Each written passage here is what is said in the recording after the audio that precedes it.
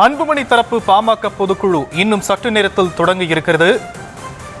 பொதுக்குழுவுக்கு எதிராக ராமதாஸ் தரப்பு மேல்முறையீடு செய்யப்போவதில்லை என தகவல் வெளியாகி இருக்கிறது. அது குறித்தான அண்மை செய்தியை பார்த்து கொண்டிருக்கிறோம். விவரங்களை நம்முடைய செய்தியாளர் கலீப் அப்துல்லா வழங்க நாம் கேட்கலாம். கலீப் அப்துல்லா, ராமதாஸ் தரப்புல மேல்முறையீடு இல்லை என சொல்வதற்கு என்ன காரணம்? வணக்கம். பாமக தலைவர் அன்புமணி ராமதாஸ் தலைமையில் பொதுக்குழு கூட்டம் இன்று சென்னையில் உள்ள மகாபலிபுரத்தில் சற்று நேரத்தில் நடைபெற உள்ளது. இந்த பொதுக்குழு கூட்டத்திற்கு தடை விதிக்க கோரி டாக்டர் ராமதாஸ் தரப்பில் சென்னை உயர்நீதிமன்றத்தில் வழக்கு கொடுக்கப்பட்டது. இதன் அடிப்படையில் உயர்நீதிமன்ற நீதிபதி கட்சி நலன் கருதி இரு தரப்பையும் நேரில் சந்தித்து அழைப்பு விடுத்திருந்தார்.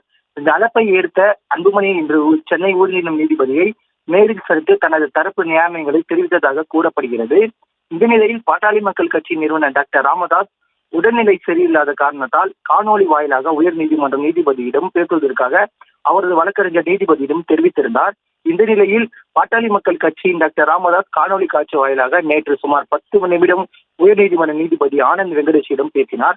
அப்போது தனது பல்வேறு கருத்துக்களை நீதிபதியிடம் பதிவு செய்து டாக்டர் ராமதாஸ் நீதிமன்ற உத்தரவை ஏற்றுக்கொள்வதாக நீதிபதியிடம் டாக்டர் ராமதாஸ் கூறியதாக தகவல் ஒன்று வெளியான நிலையில் அன்புமணி ராமதாஸ் தலைமையில் பொதுக்குழு கூட்டத்தில் தடையில்லை என நீதிபதி ஆனந்த் வெங்கடேஷர் நேற்று கூறியிருந்தார். இந்த நிலையில் ராமதாஸ் தரப்பினர் மேல்முறையீடு மனுவை அவசர வழக்காக விசாரிக்க கோரி நேற்று தலைமை நீதிபதியிடம் ராமதாஸ் தரப்பினர் முறையிட திட்டமிட்டதாக தகவல் ஒன்று வெளியாகிய நிலையில் இன்று பாமக நிறுவனர் ராமதாஸ் மேல்முறையீடு செய்ய தேவையில்லை, மேலும் மாநாடு முடிந்த பிறகு பார்த்திருக்கலாம் என நிர்வாகிகளிடம் கூறியதாக தகவல் ஒன்று வெளியாகியுள்ளது. மேலும் பாமக தலைவர் அன்புமணி ராமதாஸ் தலைமையில் இன்னும் சற்று நேரத்தில் மகாபலிபுரத்தில் பொதுக்குழு கூட்டம் நடைபெற உள்ளது. தற்போதைய விவரங்களுக்கு நன்றி கலீப் அப்துல்லா.